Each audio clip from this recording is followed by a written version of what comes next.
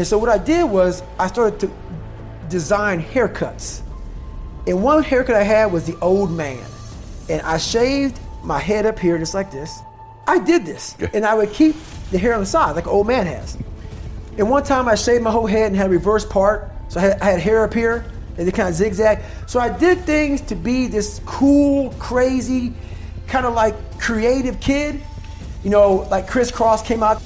I was crazy, man. But I was a crazy cool kid in school. So I look in the fucking mirror, I see this letter, I'm fucked up, and I'm like, you know what, man, no one's coming to help me. In this mirror, it wasn't my mom, it wasn't Principal Freeman, it wasn't my dad, it was me. Because when nobody coming back to fucking help David Goggins, that was my mindset now. And so with my non-spelling ass, I started getting these sticky notes and writing, you're fucked up. And my mom wakes up like, what is wrong with you?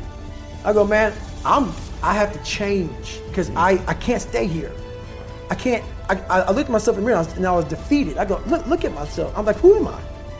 So I'm defeated in this mirror and I'm like, okay, I'm changing. I said, Mom, can we please get a tutor? So we can only afford $15 a week for a tutor. So I have 4 hours a month. Okay. 4 hours a month. I had a 4th grade reading level, man. 4 hours a month for 6 months. That's all I had. So this tutor did one thing for me, very big. But basically, she saw that I was slow, very slow, and couldn't retain shit. And I think she was joking. She goes, you're gonna have to write down everything 1,000 times for you to remember this. I took it as okay, roger that. So I literally went to the store and I bought these spiral notebooks.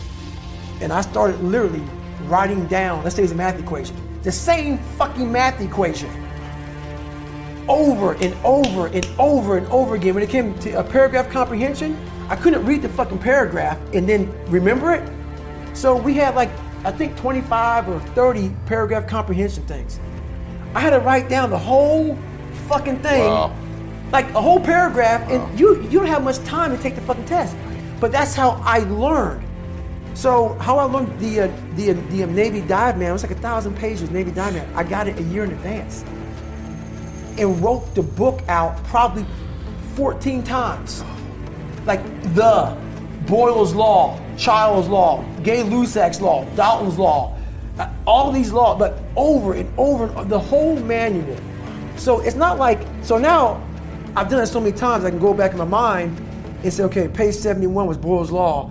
And I'm looking at it right now, and I remember writing it down so many times that it takes me to say, okay, I got it. And I can write it down almost verbatim so that's how I learned even to today. But the work ethic, people think I became this guy from running. No, I became this guy from fucking studying. I had to study for hours. What might take you an hour to learn, take me 2 days. So that's where, at the table, and my best friend Johnny remembers me like, God, you just changed. Something happened. I got obsessed. I gotta figure this out, man. I'm not going anywhere. I'm starting to lie. So when you have a messed up foundation, I started lying about everything. I wanted people to like me. I wanted to be accepted in some society of life, some social society. And I was like, man, this isn't the right way. I'm messed up here, I'm messed up here, I'm messed up everywhere. And so I realized the worst thing that happened to me is I lost myself. I never had myself, I never found myself. I had no self-esteem. So I knew through working out and through learning, because it took a lot for me to learn also, I started finding self-esteem. Once I found that, that's when doors started opening up. I stopped caring about people, that what they thought, being judged. Wow, if I say this, if I started right now, are you gonna make fun of me? I stopped caring about that. And that's when my life started really changing for me, slowly but surely. I say, my God, like, no, don't look at it like, I didn't care about losing weight. I didn't care about being the fastest person. I wasn't making the Olympics. I wasn't going to pros. I could barely read and write when I was in a junior in high school. I wasn't going anywhere. I saw working out as a way for me to build calluses on my mind. I had to callous over the victim's mentality. So I watched these movies. I talked about Rocky last time I was on here. I always equated training to mental toughening. Like, it always looked brutal. People waking up early and doing all these things, and it looked horrible. I was like, wow, man, I gotta start doing that. not to get better, bigger, and stronger, but that is what's going to build me. That looks uncomfortable. That looks brutal. And getting up early, I don't want to do that. So I made this long list of things I don't want to do. And through that, I found myself. I started, I'm like, you guys aren't doing this shit in high school. You guys aren't getting up at 5 o'clock in the morning, running over here in this golf course. So I started seeing myself very differently than the average human being. I was like, hang on a second. I have something they don't have. And that's when I started to develop these things through working out. It was this great, never-ending work ethic. And through work ethic, I developed self-esteem. It's through discipline, through self-discipline, through repetition, through tons of repetition of the same thing that you don't want to do. And that's the key thing. Through repetition of things you don't want to do, you develop mental, like an armor for your mind. You start to armor your mind, because your mind's like, okay, we suffer every day. That's what we do. We do stuff that sucks every day. And that's how I started coming up. I just started being very uncomfortable. And now it's like just a way of life. Look, dude, I believe that everybody has a gift. Every single human out there listening right now, you have a gift. The thing that you have working against you is you have all these other people now, right? 30 years ago, 20 years ago, we didn't have Instagram. We couldn't watch people and emulate them. We sort of had to learn our own little craft as we went, all right? But now we get to see what everybody's doing. And our tendency as humans is to emulate the style or the personality or the way that someone speaks or the way they do their content and all these different things. But here's the thing that you don't understand, is that by doing this, you are actually keeping yourself from becoming great. Because the most that you could ever be when you do these things is a watered down, lesser version of what someone else is doing, all right? And how do you know that your own style and your own way of doing things that you would develop little by little by little, if you would just take little risks, isn't going to be greater than all of those things that you watch, okay? You cannot be great being a lesser version of what already exists. You can only be great when you execute against your own potential and do your own development. And that means getting up there and looking like a clown. And it means taking little bitty steps forward every single opportunity you get.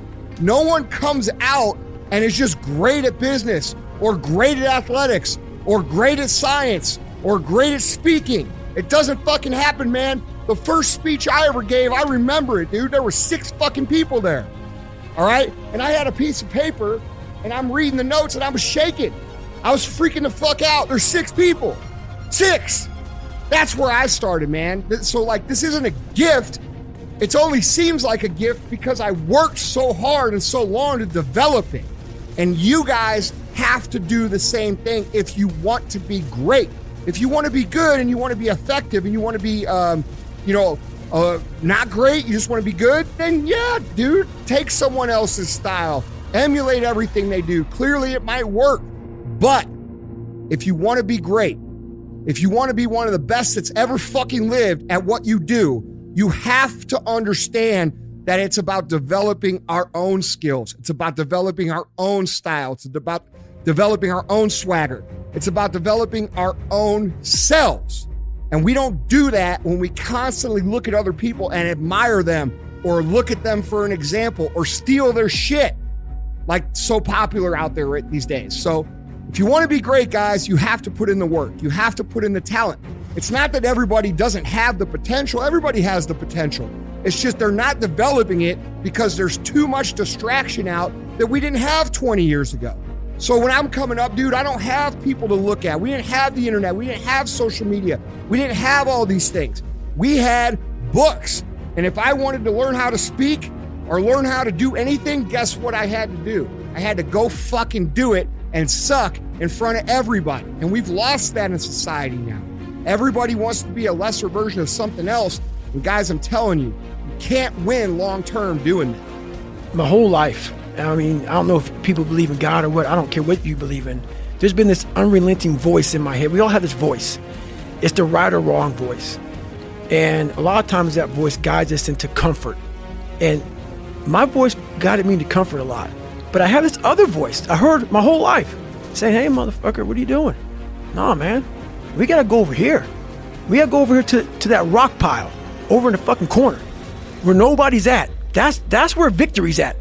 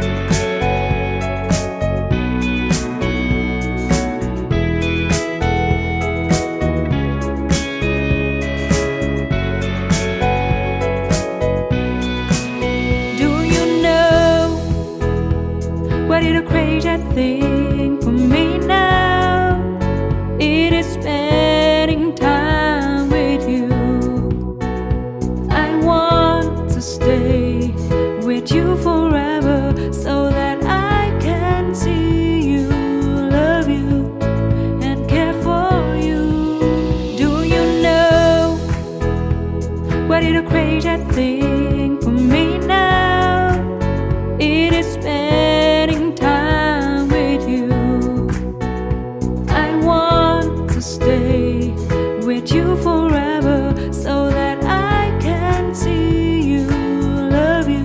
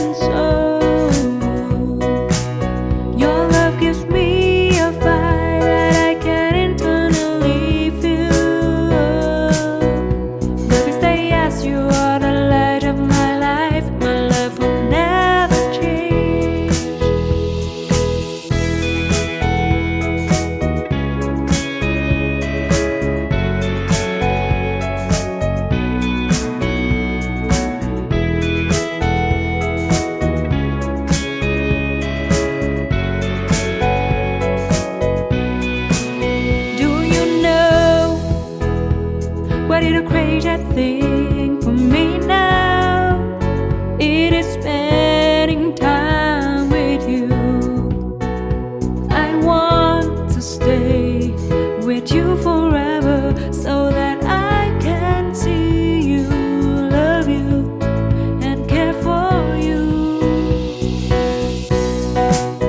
I feel magical when you are around me. I feel that there is a connection of the heart and soul. Your love gives me a vibe that I can internally feel. Baby, say yes, you are the light of my life. My love will never change. I feel magical when you are around me. I feel that there is a connection of the heart and soul. Your love gives me a vibe that I can internally feel. Baby, say yes, you are the light of my life. My love will never change.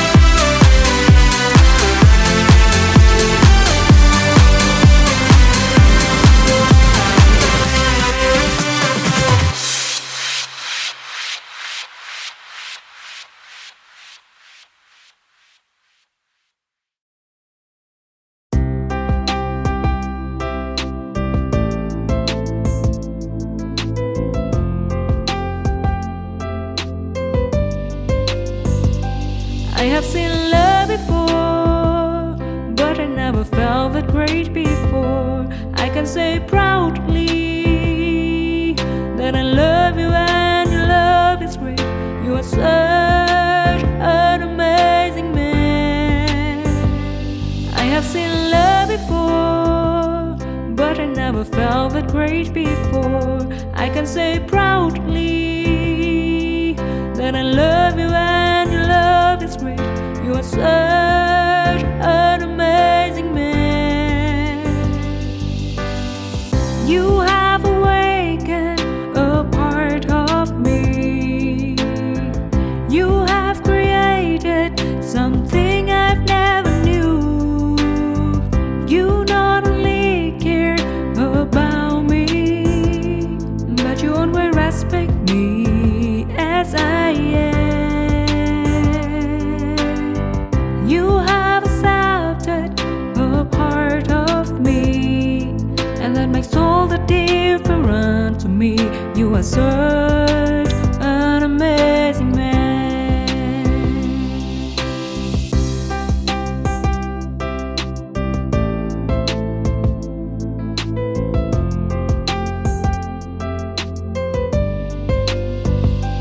I have seen love before, but I never felt that great before. I can say proudly that I love you and your love is great. You are such an amazing man. I have seen love before, but I never felt that great before. I can say proudly that I love you and your love is great. You are such an amazing man. You have awakened a part of me. You have created something I've never knew. You not only care about me, but you always respect me as I am. You have accepted a part of me, and that makes all the difference to me. You are such an amazing man. You have awakened a part of me. You have created something I've never knew. You not only care about me, but you always respect me as I am. You have accepted a part of me, and that makes all the difference to me. You are such an amazing man.